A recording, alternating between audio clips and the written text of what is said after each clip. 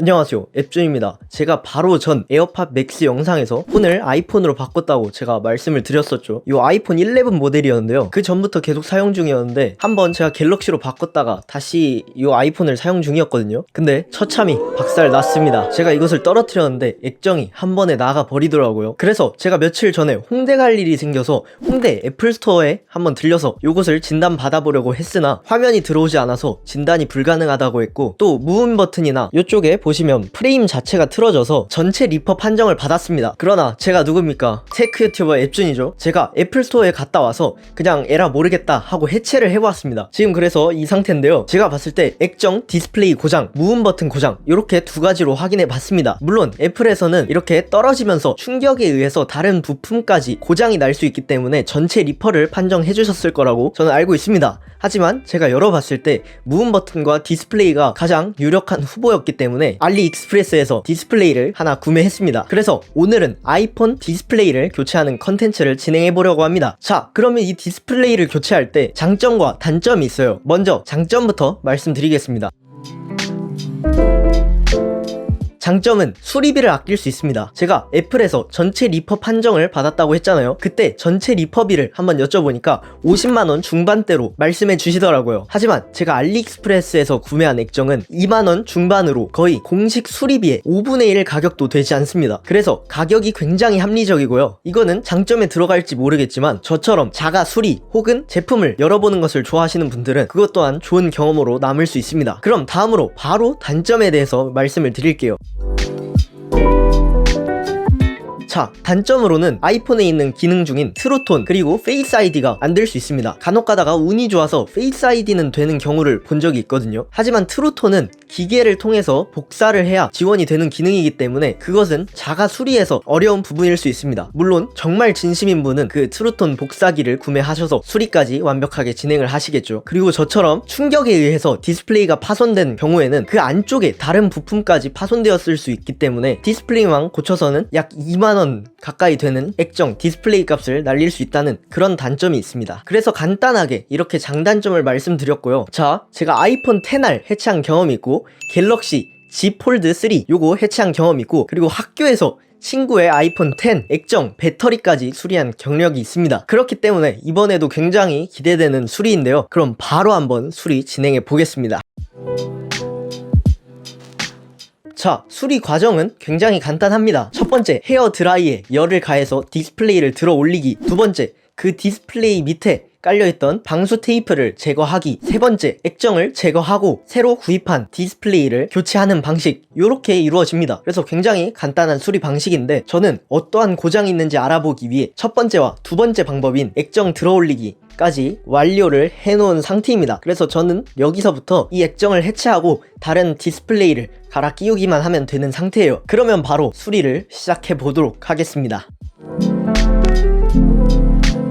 자, 여기 디스플레이가 처참하게 나간 저의 아이폰 11 이렇게 있고요. 이거를 전원을 안 보이지만 아이폰 몇 년 차 유저로서 감으로 아이폰을 꺼줍니다.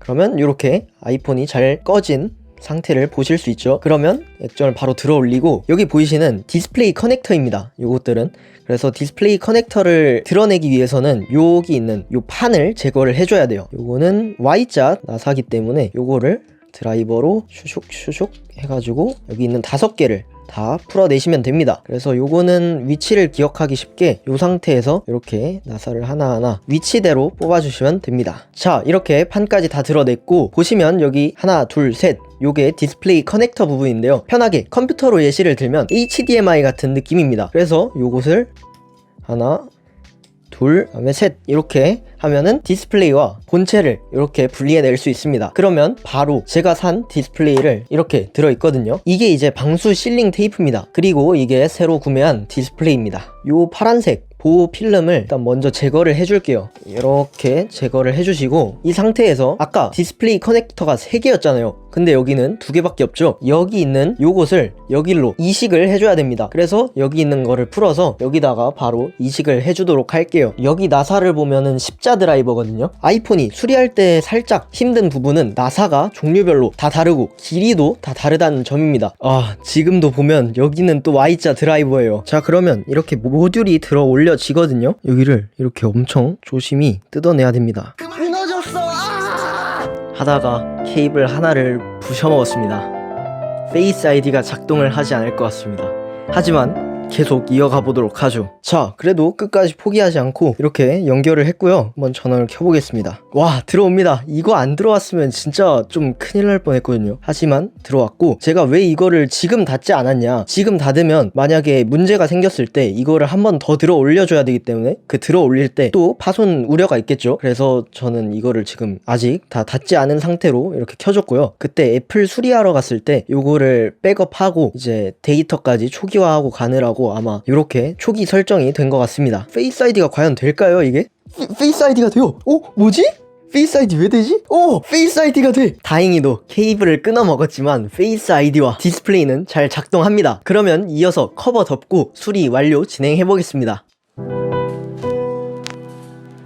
자, 이렇게 해서 저의 아이폰 11 다 수리를 완료했습니다. 50만원 중반대 리퍼 금액에서 약 2만원 정도로 디스플레이 수리를 완료했어요. 근데 사실 아까 보셨다시피 제가 요것을 해체하다가 상단 수화부 스피커를 찢어먹어서 이제 저는 통화를 하려면 에어팟 혹은 스피커폰으로만 통화를 해야 합니다. 그리고 스테레오 스피커도 사용을 할 수 없는 것이죠. 사실 이 상단 수화부 스피커도 알리익스프레스에서 구매하실 수 있는데요. 그렇게 되면 페이스 아이디를 사용하실 수 없습니다. 저도 시작하기 전에 페이스 아이디는 원래 안 되는 줄 알았는데 상단 센서 모듈만 이식하면 페이스 아이디도 원래 되더라고요. 그치만 가격을 고려해보면 이 상단 수화부 스피커 모듈만 날린 것도 굉장히 다행스럽게 생각됩니다. 그리고 또 하나, 수리를 하다 보면 액정이 간혹 가다가 안 켜질 때가 있거든요. 지난번에 친구의 아이폰 10 고칠 때도 그렇게 해서 디스플레이 커넥터만 몇 번 제거를 했다가 붙여주니까 제대로 작동을 했는데, 이번에는 계속 제거를 했다가 다시 붙여도 작동을 하지 않았습니다. 그래서 굉장히 오열을 하다가 밑에 있는 배터리 커넥터들까지 모두 분해를 했다가 다시 조립하니까 이렇게 잘 작동하는 걸 볼 수 있었습니다. 자, 그래서 정리를 해보자면 이렇게 제품을 해체하고 조립하는 걸 좋아하시는 분들은 저처럼 자가 수리하셔도 좋을 것 같다고 생각됩니다. 그래서 여러분들도 보증이 지난 아이폰 중에 파손된 경우가 있다면 저처럼 자가 수리해보시는 것도 좋은 방법이 될 것 같습니다. 자, 이렇게 거의 이틀에 걸쳐서 저의 아이폰 11 수리가 끝나는데요. 사실 시간으로 생각해보면 한 1시간에서 2시간, 저보다 고수인 분들은 1시간 내로 작업을 완료하실 수 있을 겁니다. 저는 새벽에 시작해서 오늘 또 다시 이틀 차로 카메라를 켰는데 굉장히 간단하게 수리를 할 수 있으니까